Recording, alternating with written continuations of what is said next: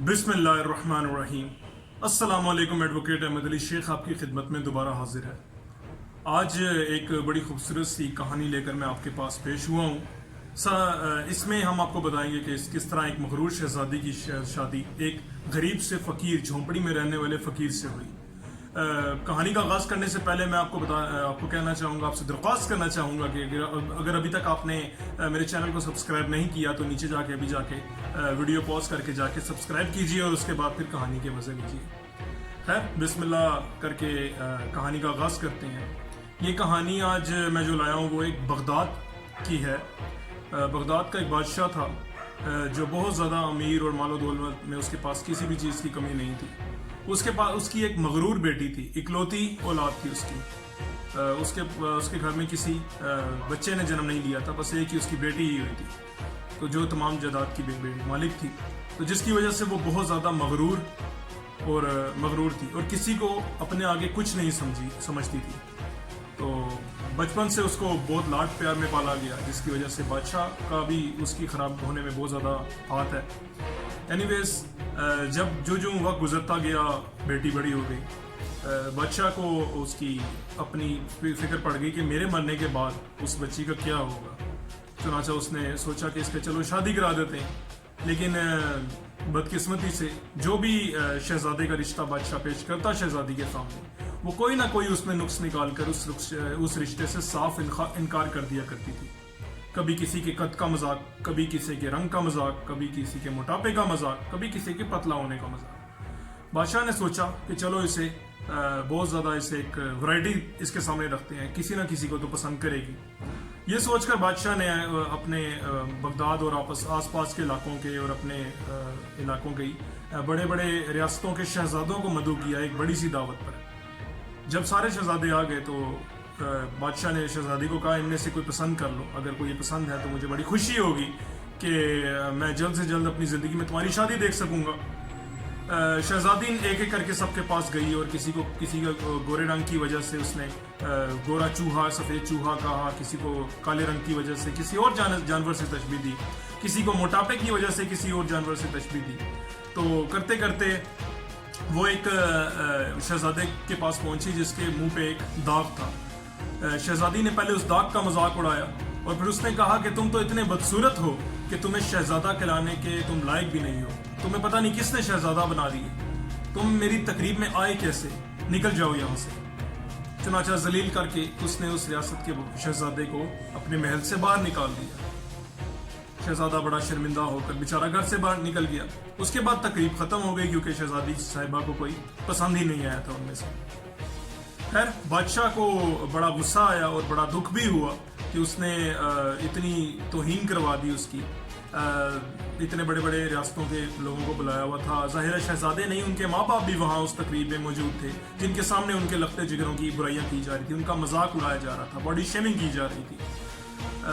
खैर, उस दिन बादशाह ने कुछ फैसला किया कि मैं इसकी शादी अब किसी गरीब फ़कीर से करूँ, क्योंकि इसे शहजादे रास नहीं आए, इसे दौलत राज नहीं आई, इसलिए मैं इसकी शादी किसी गरीब आदमी से करूँगा। ये सचोपन में मुब्तला था कि अगले दिन इत्तेफाक से उसके दरबार में एक गवैया आया।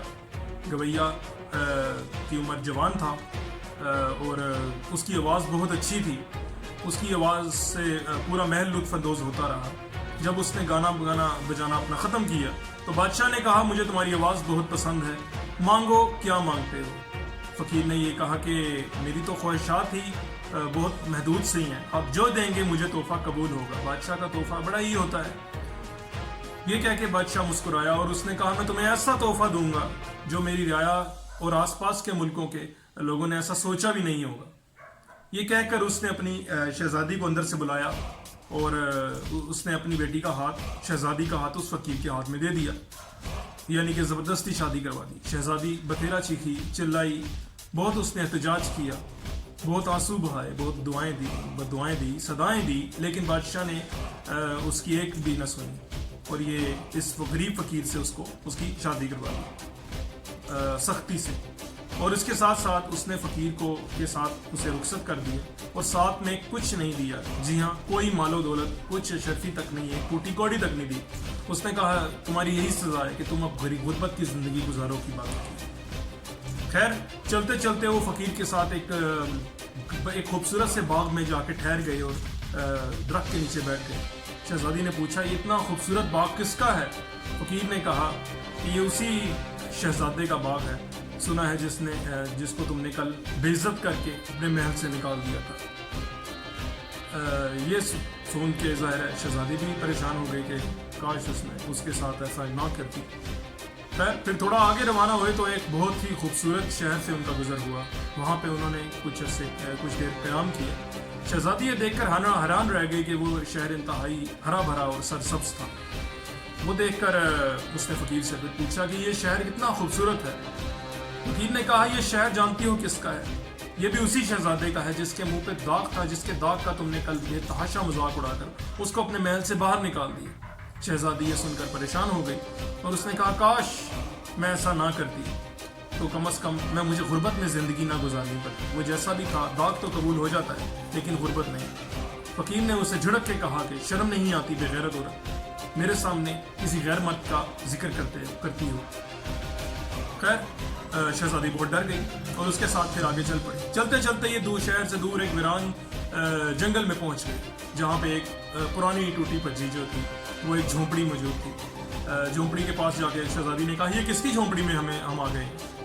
فقیر نے کہا یہ میری جھونپڑی ہے اور اب جہاں میں رہوں گا وہیں تمہیں بھی رہنا پڑے گا. شہزادی اندر گئی تو ٹوٹی پھوٹی حالات تھے. وہ کہتے کہ یہ شہزادی نے پوچھا کہ آپ کے کوئی ملازم وغیرہ کدھر ہیں؟ وہ کہتا کوئی ملازم نہیں، یہاں کے سارے کام تمہیں خود اکیلے ہی کرنے پڑیں گے اور یہاں کے کچن وغیرہ ہر چیز تم خود ہی سنبھالو گی.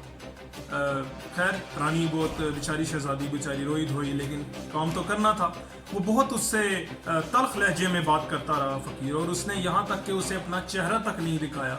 اپنا چہرہ بھی ڈھانپا ہوا تھا اس فقیر نے، مطلب چادر سی ڈالی ہوئی تھی اپنے چہرے پر، اور وہ بھی نہیں اس نے ہٹائی اور اس سے تمیز سے اور اخلاق سے بات بھی نہیں کی شہزادی سے. خیر فقیر صبح نکل جاتا تھا مزدوری کرنے یا مانگنے، تو شام کو کچھ 4 پیسے لے آتا تھا جس سے وہ شام کو وہ گھر بنا لیتی، گھر پہ کچھ کھانا پینا کر لیتی تھی. تو بعض اوقات اگر کوئی امیر آدمی اسے کوئی لنگر وغیرہ دے دیتا تھا تو اس سے اپنی بیوی کے لیے کھانا لے آتا تھا. اس طرح زندگی چلتی رہی کہ 2-3 دن بعد فقیر نے کہا کہ اب میں کوئی کام نہیں کر سکتا اور بالکل میرا موڈ نہیں ہوتا، باہر گرمی بہت ہوتی ہے.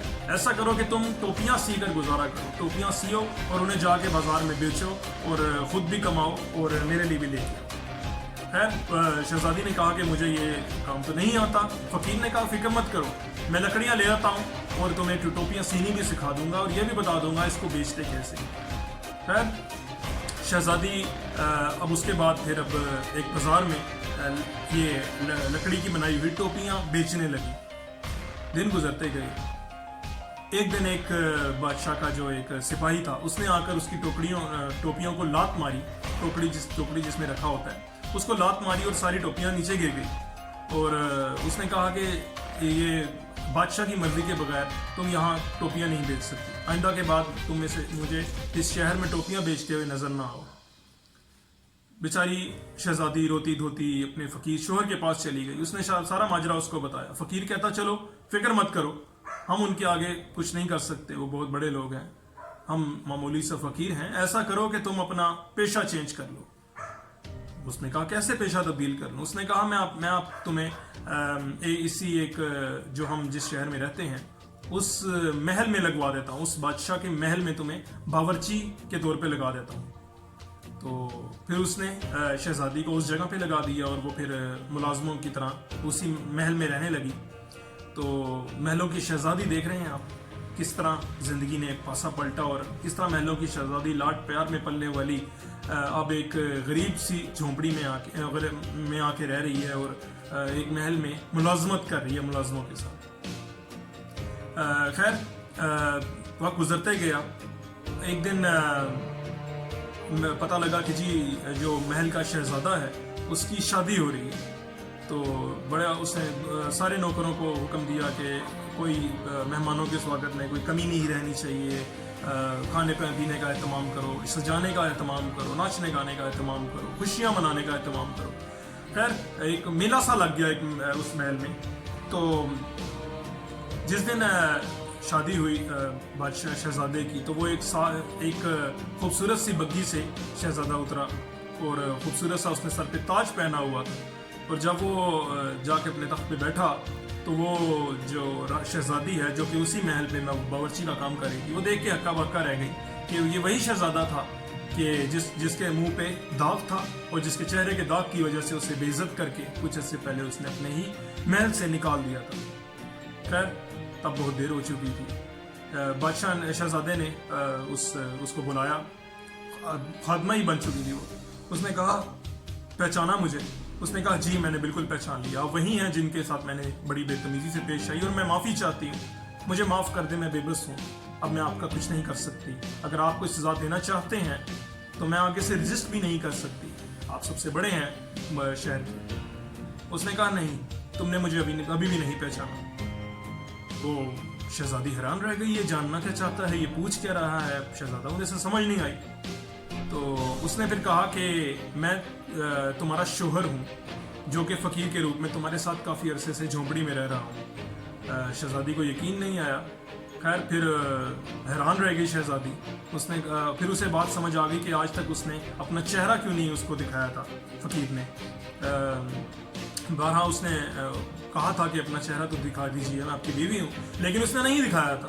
پھر اسے شہزادی کو ساری گیم سمجھ آ گئی. اس نے پوچھا کہ یہ کیوں کیا میرے ساتھ, آپ نے اتنے بڑے مجھے دھوکے میں کیوں رکھا؟ اگر آپ کے پاس اتنے محل تھے, باغات تھے, جنگلات تھے, سب کچھ آپ کا ہی تھا, تو آپ یہ سب کچھ چھاڑ کے اور صرف مجھ سے بدلہ لینے کے لیے ایک جھونپڑی میں رہ رہے تھے, کیوں؟ شہزادے نے مسکرا کے جواب دیا کہ تم بہت زیادہ محنتی اور خوبصورت ہو اور تمہارا دل بہت صاف ہے. ہاں البتہ تمہارے باپ کے لاڈ پیار اور پھر تحاشا دولت نے تمہیں تھوڑا سا بگاڑ دیا ہے. تو میں نے تہیہ کر لیا تھا کہ تمہیں سیدھے راستے پہ لگانا ہے, اور میرے پلان میں تمہارے والد یعنی کہ بادشاہ سلامت بھی ملوث تھے. ہوا یہ تھا کہ اس تقریب کے اگلے دن بادشاہ نے شرمندہ ہو کر اس داغ والے جس کے چہرے پہ داغ تھا اسی شہزادے کو اپنے محل میں بلایا, اس سے معافی مانگی ہوئی. اس نے کہا کہ میں اپنی بیٹی کا ہاتھ تمہارے ہاتھ نہیں دوں گا, چاہے مجھے جو مرضی کچھ کرنا پڑے. لیکن اس شہزادے نے کہا کہ آپ اس طرح کیجئے کہ میں فقیر کے روپ میں آؤں گا اور اس طرح کر کے یہ ڈرامہ رچاتے ہیں. خیر شہزادی یہ سن کے زاروں کے تار رو پڑی اور اس کے پیروں میں پڑ گئی اور اس سے معافی مانگی کہ مجھے معاف کر دو. شہزادے نے اس کو پیار سے اٹھایا اور کہا ابھی بھی کوئی دیر نہیں ہوئی, یہ آج جو تم تقریب بات دیکھ رہی ہو یہ میری شادی تو ہو رہی ہے, لیکن کسی اور نہیں تمہارے ساتھ ہی. یہ جو ساری ڈیکوریشن اور اہتمام کیا جا رہا ہے یہ میری اور تمہاری شادی ہونے والی ہے اور ہم دھوم دھام سے منائیں گے. خیر اس طرح اب دھوم دھام سے ان کی شادی ہو گئی اور وہ پھر ہنسی خوشی رہنے لگ گئے, اور اس نے توبہ کر لی کہ آئندہ کے بعد زندگی میں کبھی نہ خود غرور کرنے دوں گی نہ اپنی اولاد کو غرور کرنے دوں گی. اسی کے ساتھ اگر ہمیں یہ سبق ملتا ہے کہ ہمیں غرور نہیں کرنا چاہیے اور کبھی بھی کسی کو بھی کمتر نہیں سمجھنا چاہیے. حالات کبھی بھی بدل سکتے ہیں, وقت کبھی بھی بدل سکتا ہے, اللہ کی دین ہے, صحت دولت مال سب کچھ اللہ کی دین ہے, وہ دے سکتا ہے تو لے بھی سکتا ہے. خیر اسی طرح اگر آپ کو کہانی اچھی لگی ہے تو اور سننا چاہتے ہیں تو میرے چینل کو سبسکرائب کیجئے تاکہ مزید آپ اس چیز سے لطف اندوز ہو سکیں, اور نیچے کمنٹ میں بولیے گا, اپنی رائے کا اظہار کیجئے گا کہ آپ کو کیسی لگی کہانی. اسی کے ساتھ ایڈوکیٹ احمد علی شیخ کو اجازت دیجیے. اللہ حافظ.